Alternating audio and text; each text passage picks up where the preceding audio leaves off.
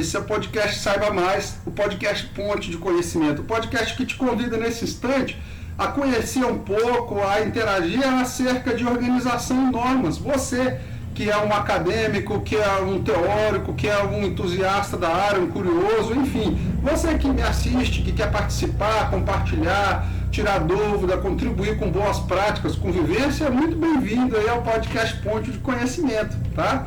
E nós vamos começar essa aula de apresentação de conteúdo, onde nós vamos ver aí a questão de organização e normas, tá? É uma disciplina que aborda aí essas questões relacionadas aí às principais normas técnicas, aborda aí a questão da parte da organização, e eu vou passar para vocês aí o que seria aí, basicamente aí, o sumário aí do nosso material, tá? Inicialmente o órgão legislador aí aqui no Brasil é a ABNT colocada, e nós vamos logo falar, né, da relação íntima aí que as normas têm com a segurança e saúde do trabalho, algumas leis e regulamentos que merecem destaques aí, a NR10, que diz respeito a serviços de eletricidade, que vai da geração à transmissão, à rede de distribuição e ao consumo, né? Em todos os momentos ela está presente, tanto é que os eletricistas e eletrotécnicos, o pessoal de elétrica aí faz o curso de NR10 básica, NR10 complementar. Temos também a NR18, que diz respeito a condições e meio ambiente do trabalho, na indústria da construção, né? E a NR35, não menos importante, que fala sobre trabalho e altura. Por sinal, é uma temática bastante delicada, pessoal, porque trabalhos em altura tem sido aí, na questão de acidentes aí, é uma das causas, uma das atividades que mais matam, que lideram estatísticas, infelizmente. Temos também a NBR A5410, que vai estar merecendo destaque aí, que faz parte da nossa ementa, falando acerca das instalações elétricas de baixa tensão, popularmente conhecida como BT, a 15465, a 5624 e a NR12. A NR12 é de máquinas e equipamentos e máquinas, né, por eletromecânico é de vital importância, então eu acho que você deve prestar atenção, eu acho que você deve ficar bastante atento aí, porque na usinagem, na oficina mecânica, quando pegamos a matéria-prima e vamos beneficiar numa oficina, com corte, com maçarico, com torneamento, é que acontece o perigo, tá bem? Principalmente você que é aluno aí do curso de técnico eletromecânica, deve ficar muito atento aí nos processos de usinagem. É abordado também a parte de imagens, de simbologias aí para padronizar, né, pessoal? Porque antes do Sistema Internacional de Unidades, as medidas, o metro, esse tipo de coisa, eram os monarcas lá da Europa que estabeleciam de acordo com a própria estatura, não havia uma padronização.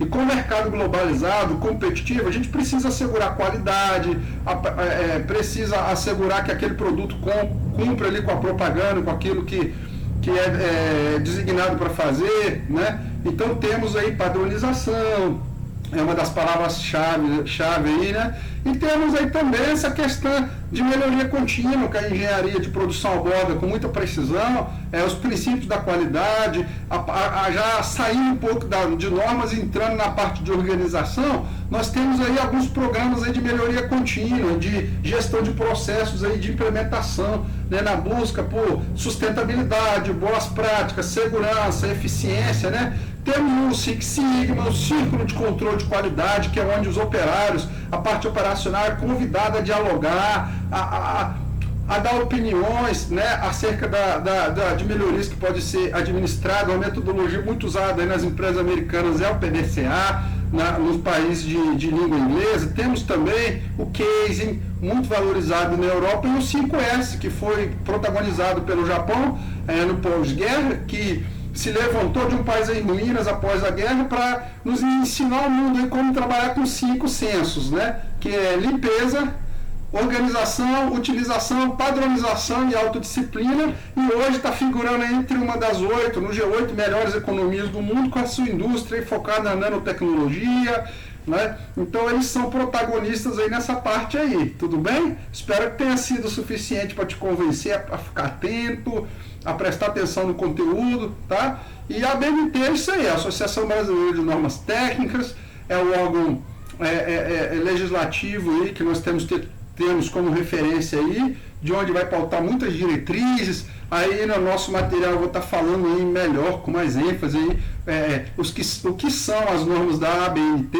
né? Entre elas aí, ó, eu poderia destacar, por exemplo, a NR2, que diz respeito à abertura de um estabelecimento, que ele tem que ser vistoriado, né? Sem essa inspeção nenhum negócio funciona, tem que ter vigilância sanitária, tem que ter condições mínimas.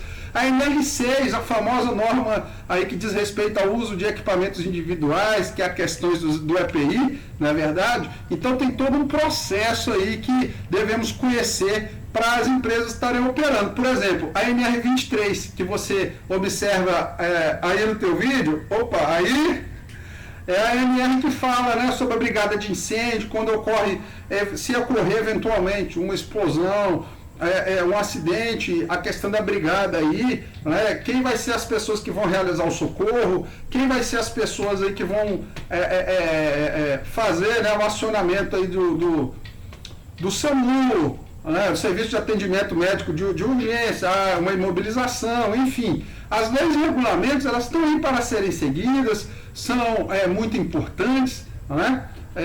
E entre várias normas aí, conforme eu havia mencionado, eu vou estar abordando a NR10, de serviço de eletricidade, NR18, do condições de meio ambiente do trabalho, a NR35, trabalho em altura, e também a 5410, tá?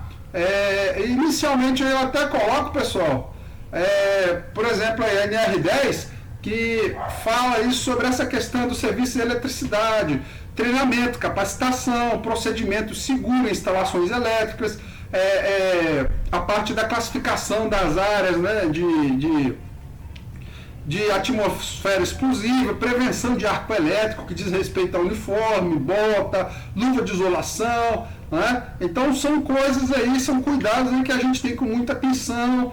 Temos também logo na sequência a questão do trabalho em altura, a NR35, fala muito também acerca de treinamento, capacitação, um planejamento, uma organização, uma cultura de segurança, na verdade, né? O uso adequado dos EPIs, o resgate em caso de queda, né? Porque esse tem sido um vilão aí nos nossos dias aí, essa questão de trabalho em altura tem colocado medo nas pessoas, tem sido uma prática aí que tem ceifado vidas, né? Então, se você não quer levar a morte, levar perigo, levar problema para o teu trabalho, para a tua vida, trabalhe com segurança, siga as normas técnicas, tá? É bastante importante aí a gente se preocupar, a gente trabalhar dentro da lei. Temos aí também, pessoal, a instalação elétrica de baixa tensão, que ela é vista e abordada na NBR 5410, e ela vai falar justamente disso aí, ó, de dimensionamento da bitola, né, como que eu vou calcular, como que eu vou estipular a grossura, o dimensionamento dos condutores dos fios e cabos. E também a proteção em relação à sobrecorrente, que a 5410 aborda, ela é importante, né, porque pode causar dano, pode causar incêndio, né? Então, assim, ó, a gente tem vários perigos aí, às quais a gente é sujeito, né? Seja em trabalho em altura, seja relacionado a dimensionamento de condutores, a questão de sobrecorrente, enfim, instalações elétricas, trabalho em altura, são trabalhos que precisam aí de normas, né? A 5410 ela é fundamental, inclusive, para engenheiros eletricistas, engenheiro projetista, profissionais envolvidos, né? Então, ela é uma norma aí que tem que ser estudada, tá? Temos aí também na sequência, não só de uma maneira genérica, mas no que diz respeito aos materiais, a NBR 15465, que fala até dos eletrodutos corrugados, das gargantas, conforme queiram, aí o pessoal no popular fala, né? A característica, a cor, a limitação de quantos condutores ela vai suportar, tudo isso aí a norma aborda, não é revelia, não é de qualquer maneira, não é conforme o nariz aponta, a gente tem que ter cuidado com o procedimento, né? E a gente tem também aí os canos galvanizados, né? O eletroduto rígido aí, ó, que é usado na indústria, é galvanizado a fogo, por imersão a quente, ele normalmente é vendido aí com a barra de 3 metros de altura, ela tem de meia até 4 polegadas, na verdade a barra tem 6 metros, né? E ela é muito utilizada, amplamente utilizada na indústria aí, tá? Então nós temos aí essas normas para máquinas, para equipamentos, para serviços das mais diversas naturezas, de acordo com aquilo que a gente vai fazer. É interessante observar os parâmetros, as normas que vão reger a atividade, o serviço, o material, tá? E eu preciso falar agora da NR12, que diz respeito a máquinas e equipamentos, que vai colocar ali as condições mínimas, né, para que os trabalhos que as empresas possam fornecer sejam seguros para o funcionário. A NR12, ela fala de máquinas, fala de equipamentos, né? Não faz sentido nenhum um equipamento oferecer risco, porque como a condição insegura, um ato inseguro fica muito mais propício de acontecer, um quase acidente, um incidente, enfim, isso não são coisas aí que a gente tem em mente, né? Então, algumas coisas interessantes aí, ó, dessa norma regulamentadora são os arranjos físicos e as instalações, os dispositivos elétricos, a partida, o acionamento, a parada de máquinas e equipamentos, os sistemas de segurança, parada de emergência, os meios de acesso permanente àquele equipamento, a questão é se tem algum componente pressurizado, por exemplo, a hidráulica, a pneumática, durante o transporte de material, a questão da postura, do aspecto ergonômico também, muitas das vezes é algo que tem que ser observado aí durante transporte e movimentação de cargas. Então o treinamento é importante, né? E a gente vê aí algumas normas específicas para máquinas e equipamentos de acordo com o serviço. Por exemplo, para motosserra já tem a norma mais específica, para equipamento de panificação, de marcenaria, para prensa, para injetor, material plástico, para máquina de calçada, máquina de fabricação de calçados, né? Máquina agrícola, enfim, muitas das vezes até legislação específica, algumas máquinas, alguns equipamentos vão ter, e eu acredito que é importante a gente estar passando essa informação, na verdade. A NR12 ela tem uma ligação também com a NBR 12100, né, com a NBR ISO, né, 2100, a ISO diz respeito aí a uma certificação de qualidade, e assim, a NR12, ela ajuda, né, para que seja cumprida a função daquela máquina e equipamento durante a vida útil dele. Ela fala que máquinas e equipamentos precisam ser de materiais resistentes, que ela tem que oferecer a garantia, ela não pode esmagar, nem agarrar, nem cortar as partes aí do operador. Então ela é importante porque nas oficinas, conforme eu disse, durante o processo de usinagem, né, que muitas das vezes aí tem um risco, um potencial, e a gente deve se precaver dessas questões aí, tá? Dentro de uma oficina a gente pode ter o fresamento, o torneamento, serrar, aplanar, diversos procedimentos aí que são arriscado, né? E uma das coisas que pode contribuir para um trabalho mais organizado, digamos assim, é interessante durante essas atividades de tornear, fresar, furar, rosquear, é a atenção, é a obediência às normas, é o diálogo diário de segurança, é o relatório de incidente, de quase acidente, é a comunicação entre as pessoas, tá? E uma comunicação, um trabalho que é feito com simbologia, com identidade visual, ele tende a ser um trabalho mais que vai mitigar riscos, tá, pessoal? E essa questão de sinalização visual, ela fala que facilita a tomada de decisão, é um estímulo à criatividade, a memorabilidade, que é a capacidade de decorar, da gente absorver aquelas coisas ali, entender, interagir melhor, ter senso crítico, há uma acessibilidade maior, né? O pessoal adere melhor aí. Só para vocês terem uma ideia, a partir de ícones a gente já consegue passar até uma ideia do que a gente está querendo dizer. Por exemplo, até eu explicar o funcionamento de subestação é uma coisa. Quando eu coloco ícones aí da geração, de uma subestação elevatória, de uma transmissão, de uma redistribuição, a gente já visualiza e já consegue captar. Então, muitas das vezes, a identidade visual ela é isso. Ela passa a mensagem de uma maneira rápida, prática, objetiva, e ela não pode ser desprezada aí de maneira alguma, tá?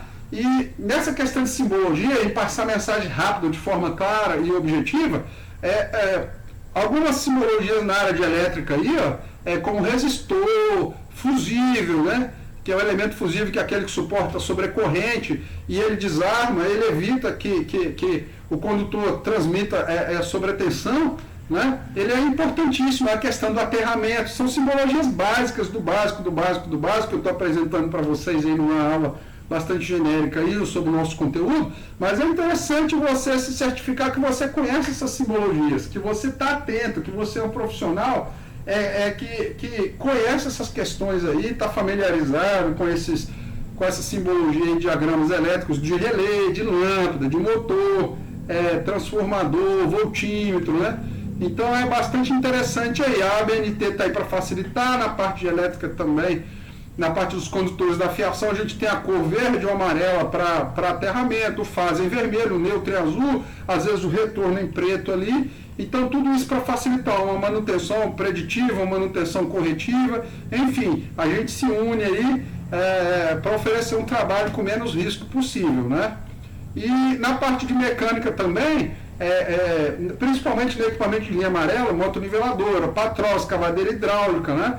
Na parte de drenagem e terraplanagem, nós vemos aí nesse maquinário, muitas das vezes essa simbologia aí, ó, quando começa a piscar o combustível que está acabando, líquido arrefecedor diz respeito ao radiador, a transmissão fala acerca de corrente, a questão do nível, do filtro de ar, são sinais aí que boa parte até de carro de passeio tem, não é verdade? E na indústria, quando a gente loca o equipamento, um gerador, principalmente, né, ele vem com essa questão do orímetro aí, onde é feito o monitoramento do tempo, né, que aquele equipamento está sendo usado. Então é algo que eletromecânicos e eletrotécnicos devem ter muito em mente aí, parte dessa simbologia aí para a parte de mecânica, para máquinas pesadas. E tem também aí essa parte aí de sistema elétrico, essa parte aí de travar, destravar, de água, que esses símbolos aí são só os principais, tá, pessoal? Que eu estou colocando aí para vocês. E eu tenho também a NBR 14039, né? Que tá aí aparece aí na tua tela, que seria a MT, seria a média tensão, que ela vai de 1 kV até 36,2, né? Fica aí, né? Essa tensão, porque a gente já não está falando mais de baixa tensão, a gente já está falando entre 1 kV e 36,2, e o que seria, né, melhor dizendo aí com mais detalhes, a média tensão, é quando você tem um consumo maior, uma demanda grande, um hipermercado, um hospital de 1 kV até 36,2, terminal logístico. Então a coisa não é para amador, não é para brincadeira, não é para pessoa que tem dúvida acerca de execução, implantação, utilização de normas, de equipamentos, de procedimentos de primeiros socorros, de leitura de projeto. Não é para amador, ele tem espaço para profissional que é treinado, que é qualificado, que conhece, né? Então são normas importantes aí, tá? Eu vou só ressaltar aí que a 14039 é a de média tensão e ela merece um cuidado, tá? Eu também tenho que falar que que a concessionária, né, ela tem a sua responsabilidade, mas nós, como profissionais, temos a nossa, né, e o que a gente deve ficar atento? Com as condições da instalação, qualificação dos profissionais, determinar as características do sistema, é sempre algo muito válido, é sempre algo muito importante. E uma das coisas aí que a gente vai ver, né, é a questão das exigências aí que a NBR 14039, ela fala que tem que estar atento, zelar pela proteção contra choque elétrico, proteção contra efeito térmico, proteção contra sobrecorrente, os relés vão ter um papel fundamental nessa hora aí, proteção contra sobretensão, seccionamento de comando, ou seja, capacidade de por comando, seja manual ou remoto, ligar e desligar, interromper, né, a passagem da corrente, a independência das instalações, né? Então, a qualidade dos profissionais, então, enfim, são muitos detalhes aí que a gente precisa se atentar, precisa ficar atento aí para obter uma certificação internacional, né, que já é assunto aí desse capítulo que eu vou estar falando, que é o sistema de gestão de qualidade, que é quando eu consigo provar, atestar para aos devidos fins a quem possa interessar que a empresa está atendendo os padrões de qualidade, né? E a ISO aí é uma certificadora, é um certificado que atesta isso aí, né, que diz respeito a ela assegura maior qualidade dos produtos, serviços, e ela tem como foco aí a gestão estratégica da empresa, né? E o que significa que quando uma empresa está em conformidade com a ISO? Né? Significa que ela passou por alguns processos, que na primeira etapa ela passou pela fase da preparação, ela foi gerada uma documentação, essa documentação passou por um processo de análise, de implementação, auditoria interna, auditoria externa, consultoria e por fim, muitos profissionais ali já deram um ok. Com certeza a prefeitura já liberou aí a questão já passou por uma licitação, muitas vezes o Ministério do Trabalho, muitas vezes o órgão responsável ali, por exemplo, o CREA já vistoriou, Secretaria de Meio Ambiente, já tem todo ali um endosso das autoridades e de órgãos certificadores ali, né? E essa questão da busca da qualidade é o assunto já desse capítulo que fala sobre os princípios da qualidade, né? Que são 7 princípios aí que fizeram com que as empresas buscassem a melhor qualidade. O primeiro deles é o foco no cliente, é o foco no consumidor final, para que o produto chegue até ele com qualidade, de maneira coesa. Essa questão aí também, né, do engajamento de pessoas, de vender a marca, de uma abordagem mais precisa, mais consciente, mais sustentável, mais eficaz também nos processos, tá?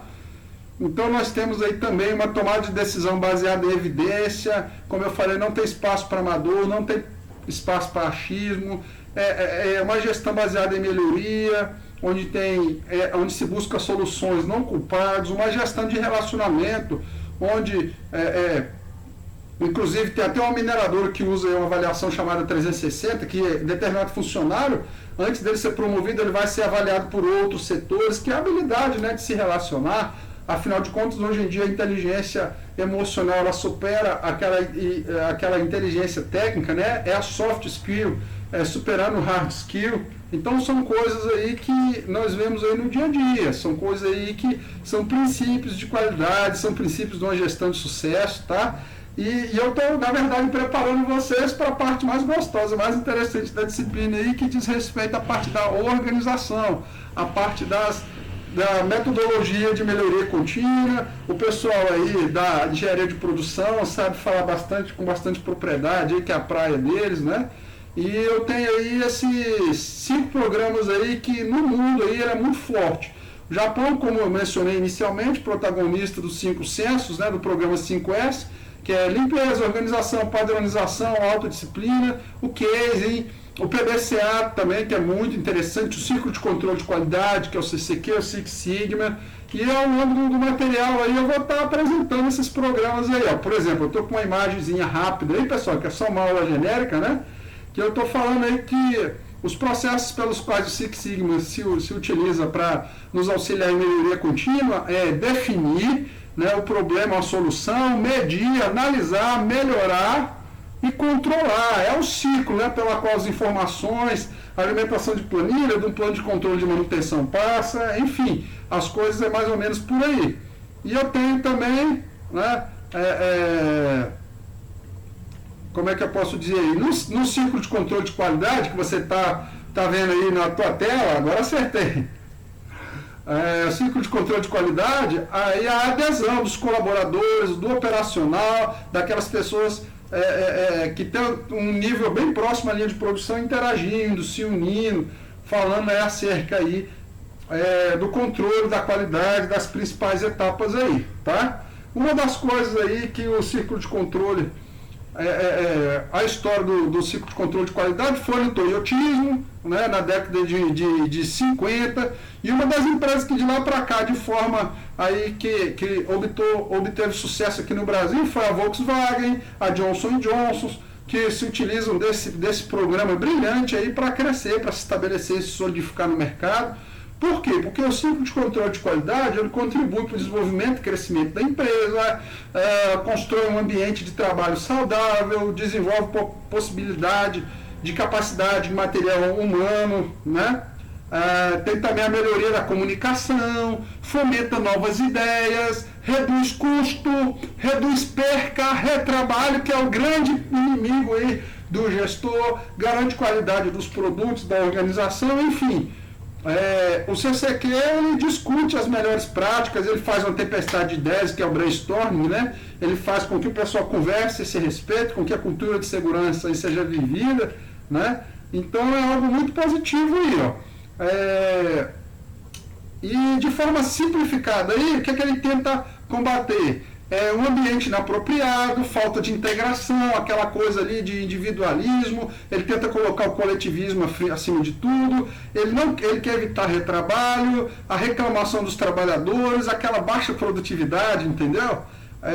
Altos custos de produção, lentidão nos processos, isso aí é tudo que uma empresa que tem ciclo de controle de qualidade não quer para si, né? Então, a conscientização é uma ferramenta importante. As ferramentas mais comuns que é utilizado é o fluxograma, a FVS, que é a ficha de verificação do serviço, aquele diagrama que é feito de causa e de efeito, que é o diagrama de Pareto, o diagrama de dispersão também para fazer a apresentação durante reuniões, o histograma de gráfico, enfim, a parte aí da engenharia de estratégica, de engenharia de produção, ela faz esse gráfico muito bem, é algo muito usado aí até no Power BI durante as apresentações, né? E a gente tem aí também outra ferramenta interessantíssima, que é o PDCA, né? Muito usado aí na gestão de negócios, principalmente nos países de língua inglesa aí, né? Que é essa questão aí, ó, que é para monitorar resultados, reajustar estratégias, né? Ele é basicamente, pessoal, uma questão aí de planejar, que é o P, fazer, que é o do, checar e agir. Planejar, fazer, checar e agir. Medir, analisar, melhorar e controlar. Como é que eu posso dizer? Desvendar o problema, definir as ações, analisar a causa raiz, definir as ações corretivas, implementar as ações, essas ações, definir e evitar a recorrência e parabenizar a equipe, dar mérito às pessoas, né? Então, algumas empresas que utilizam a meritocracia, ou seja, você faz e você merece a promoção, normalmente elas têm como base o PDCA, né? Ele é uma metodologia e um programa muito interessante, né? E assim, eu acho que é muito válido a gente conhecer o funcionamento, a implementação, né? Que é o primeiro P aí, que é planejar, né? Identificar o problema, que é envolver as pessoas a executar o plano, analisar, checar, refletir, né?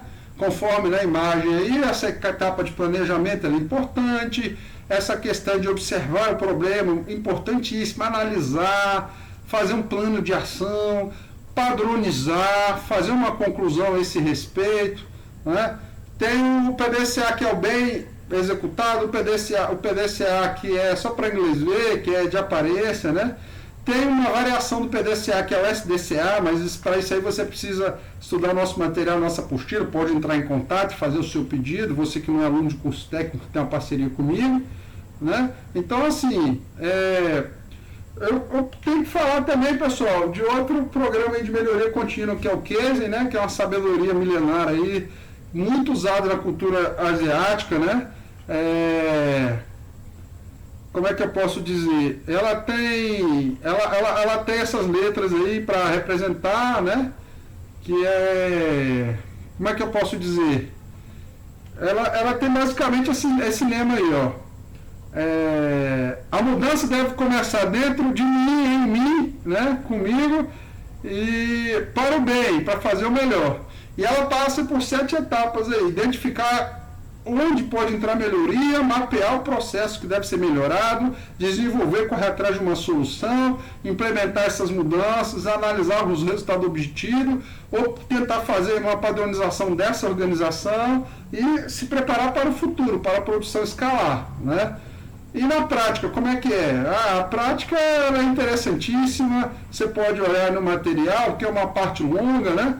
E eu já preciso falar, e na verdade, aí já na fase conclusiva da nossa apostila, que a gente já vai encerrando, ficando por aqui, é a parte dos 5S, né? Que é a questão de organização, limpeza, utilização e padronização, que é o programa feito no Japão, no pós-guerra, que ajuda a gente a refletir sobre esses principais conceitos aí, que é o CI. Por que 5S? Porque em português, todas essas palavras, organizar, ordenar, limpar, padronizar e manter, vem do japonês aí, que seria Seiri, Seiton, Seishu, Sekitsu e Shitsuki. O meu japonês é terrível, pessoal. Mas é só para ilustrar aí o porquê que chama 5S, que é organização, limpeza, padronização e utilização. E é isso aí. Eu espero que tenha facilitado o entendimento de vocês, pelo menos superficial no primeiro momento, acerca dessa disciplina tão importante. E eu acho que vocês devem ter gostado, devem ter algum comentário para fazer. E eu vou gostar de conhecer aí as dúvidas, sugestões, críticas, né, de vocês aí. Por enquanto, forte abraço e eu espero vocês aí em outros vídeos aí do podcast Ponte de Conhecimento, podcast Saiba Mais.